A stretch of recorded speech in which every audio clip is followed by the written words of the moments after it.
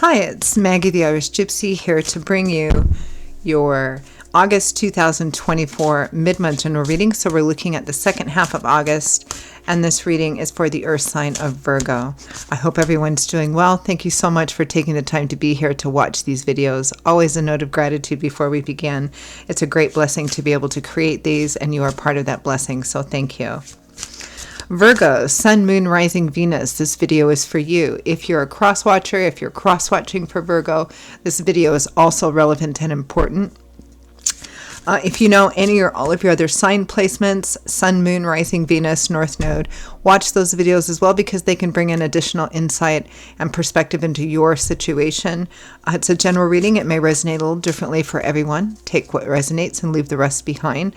If it does resonate with you, if it really does hit home and you'd like to take a deeper look at something, or you simply like the reading style, if you're interested in a personal reading with me for yourself or as a gift for someone else, personal readings make great gifts because they're personal. If you're interested in any of that, you can email me at maggie_McGuire@gmail.com. You can see that contact info by clicking the description of this video. I would love to hear from you, and I can usually get back to you pretty quickly, the same day or within 24 hours. I do offer a wide variety of reading options in all areas of life, different types, lengths, costs, styles, spreads. There's something in there for everyone, and I'm quite diligent about the timely scheduling of personal readings. So if you're interested, email me. Okay, Virgo, let's see what the second half of August 2024 looks like for you. For those of you who like to know, I am using the Royal Deluxe Tarot and clarifying with the Gilded Tarot. And we begin with the Six of Swords. Things concealed, playing your cards close to your chest about something. Six of Wands, victory, triumph, success, recognition. So you have a goal. There's something you want to succeed at, you want to win at. This could be a goal, it could be a competition, could be raises, bonuses, promotions, love, anything really. This is about, but the Six of Swords, this is a card that's, traditionally it's a card of strategy, at least initially it was a card of strategy. Sometimes it evolves into something about deceit and theft and trickery, but it's traditionally a card of, and it can include that as well. But it's a card of strategy. You have something you want to accomplish quite clearly here with the Six of Wands. So you're setting plans, you're laying things, you know, you're laying the foundation, you're making your plans, whatever you're enacting, but there's a quietness about it. It's concealed. You might not be talking about it, playing your cards close to your chest, so to speak, because you want to succeed in this. Next, we have the Knight of Cups. Knights are the movers of the tarot. They take what they learned as pages and go out and start to build things with it. The Knight of Cups is the Knight of water or emotion. Love, support, encouragement. Might be offering a romantic type of love. You to someone else or that incoming. It feels like for a lot of you it's you projecting this outwards. With the Sun, light, love, warmth, laughter, vacation. I don't know why I'm getting moving for some of you. Moving, traveling. Could be an invitation to go somewhere for some of you. You might be extending this invitation. The invitation might be extended to you.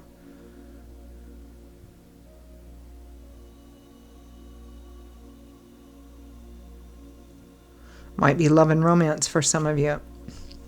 Next, we have the Five of Cups. Interesting, because the Five of Cups speaks of grief, loss, sorrow, and regret. Three cups spilled over, tipped out, representing something which is lost or something which is, you know, it hasn't worked out or just no longer is. Be careful you don't focus on it too long because there's still two cups upright and full. Remember to count your blessings and don't miss out on any opportunities which are coming in or already in your environment because you're looking at, you know, what hasn't worked out. With that, we have the Knight of Wands, swift movement. You know, Knights represent offers and opportunities and the speed at which situations move.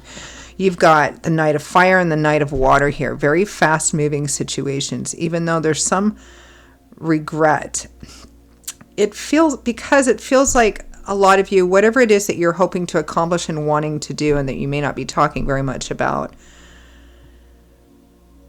I feel like there's an intuitive sense that you know you're doing the right thing, but it means that something has to end or you have to walk away from something. Maybe it's something that you were quite invested in. Maybe it's something you thought you were going to be invested in quite some time, but now it's time to move on, to move forward on a new and different path.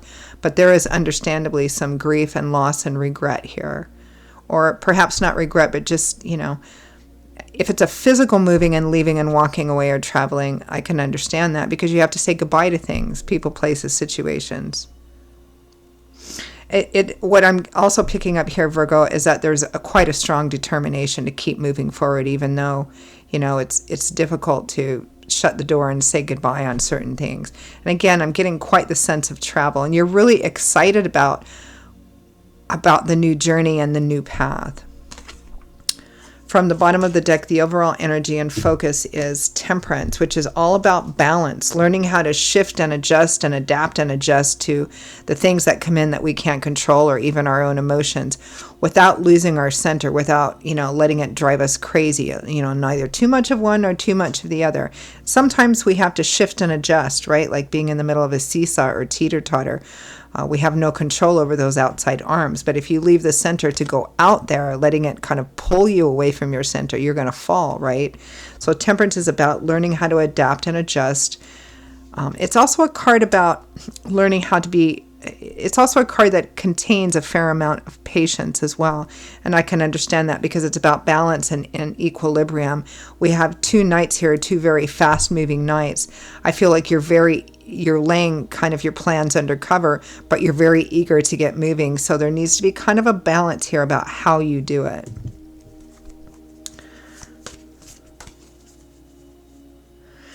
The other thing that I'm picking up here too, Virgo, with this Five of Cups and Knight of Wands, be careful that you don't burn bridges, or be careful that you don't leave so quickly, so spontaneously and impulsively that you forget to do some of the little things or try to cut corners or something like that, because that you might regret later. Making sure that you lay those plans and that you don't just go, you want to make sure there's water in the pool before you jump, right? You want to make sure that you do it in a way that leaves you with no regrets. Hence the need for balance here. Temperance.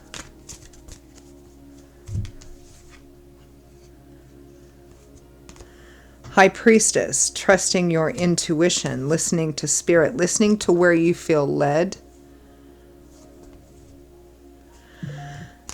The Fool, a brand new journey, a brand new cycle begins. Again, so a chapter or set of chapters, some phase in your life that you've been involved in, and maybe you thought it was going to last longer. Again, it's moving on time. You're starting a brand new journey, and intuitively, even though it might be frightening or nerve-wracking, you got to step out of your comfort zone, take a chance, a leap of faith, risks. You intuitively feel that this is the right path for you. And that perhaps for some of you, it's a path that's going to create more balance and equilibrium in your life moving forward on this new path. Again, just be careful how you move through these changes. Four of Wands, one of the happy home, traditional wedding cards. Some of you might be getting married or thinking about getting married. Again, I'm getting a sense of travel and movement here, or maybe moving and relocating. It might involve travel, even significant travel for some of you. It might be best for the home and family. It might be that you're returning to home and family. It might be a combination of all of those things. I feel a great excitement about that and a positivity about that. And because of that, the desire to just kind of rush through the leaving process, but be careful how you do that. Seven of Swords, Six of Wands.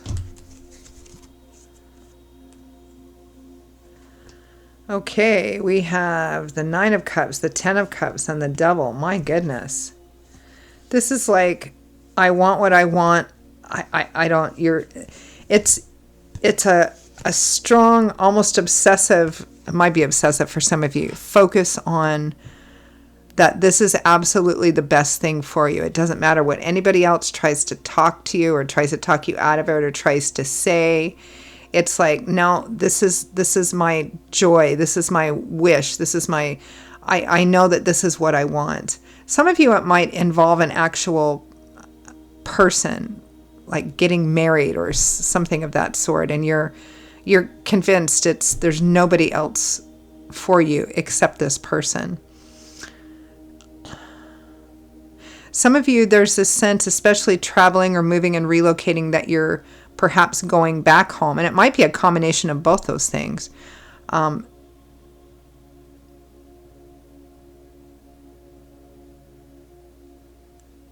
Whatever it is that you're focused on because of the reasons you're taking this new path, you're like really obsessively focused on it. There's a sense here that you've set your sights on something, on someone, or a combination of both of those things, and nothing else will do it but that. That's what you're focused on entirely. That's your joy. That's your wish granted. You're not looking at anything else. Knight of Cups, the Sun.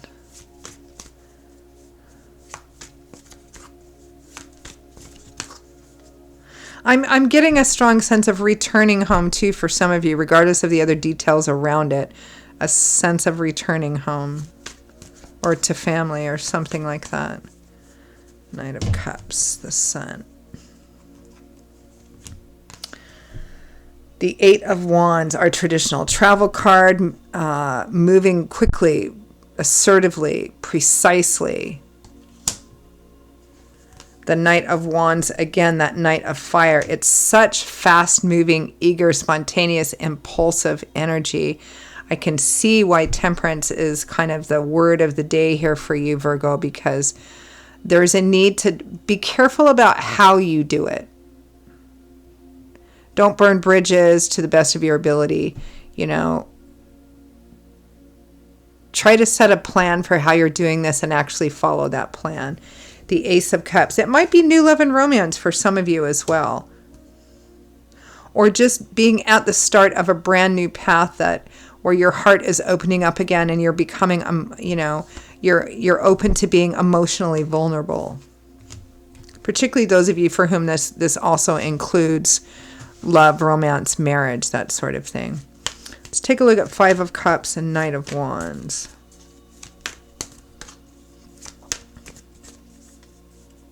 There's a strong theme of home and family here.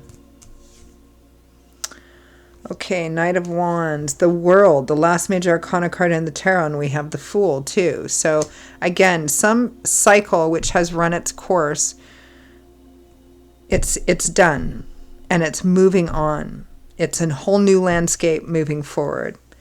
Queen of Wands, interesting because Taurus got this very similar theme and also this other person. Leo, Aries, Sag, Sun, Moon, Rising, Venus, female or male, because this is a general reading. Moving forward. Some of you may be moving forward with another person, and some of you that moving forward might be a literal moving, relocating, travel, maybe international travel for some of you. Five of Swords and Three of Wands, very similar to that Devil and the 9 and 10 of Cups. Nothing else will do. This is about setting a better future for yourself, expansion, and like nothing else but what you're focused on will do. You've decided that that's it, that's all, and every bit of your focus is on that. And I'm picking up also a real sense of anticipation and joy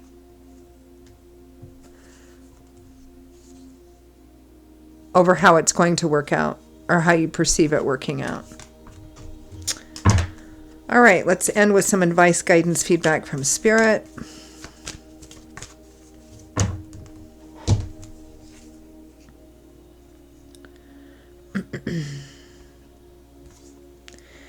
Be careful that you don't let apathy or a fear of moving on. Be careful that you don't allow yourself to become too immersed on the cost or what hasn't worked out. Like, don't beat yourself up over what you're leaving from, or perhaps what hasn't worked out, or what hasn't worked out the way that you initially thought it was going to be. Take what you can, learn your lessons, take your lessons with them, but don't linger and dwell on them. Death, endings and transformation. Spirit advocating for change here. And again, with death, there's transformation, but there's also endings. There's also goodbyes. There's also closing the doors on things, which can be painful or just bittersweet, but also great joy and great celebration as well. Beautiful reading, Virgo. It looks like Spirit supports the path that you're on, but again, caution to not just rush pell-mell into it, right? Okay, I'm going to leave it there, Virgo. Those are your messages. I hope that they were helpful. And for those of you for whom they resonated, I hope they were helpful and brought some clarity, some validation, some food for thought, perhaps some advice. Again, if this did resonate with you and you'd like to take a deeper dive on it, take a deeper look at it, or you simply like the reading style, if you're interested in a personal reading with me for yourself or as a gift for someone else, please email me at maggie_mcguire@gmail.com. You can see that contact information by clicking on the description of this video. I would be delighted to hear from you and to work with you. I will see you all in a couple of weeks for the next set of videos. Until then, stay well, stay safe, be happy. I hope to see you back here again soon, and I hope to hear from some of you as well. Take care. Bye-bye.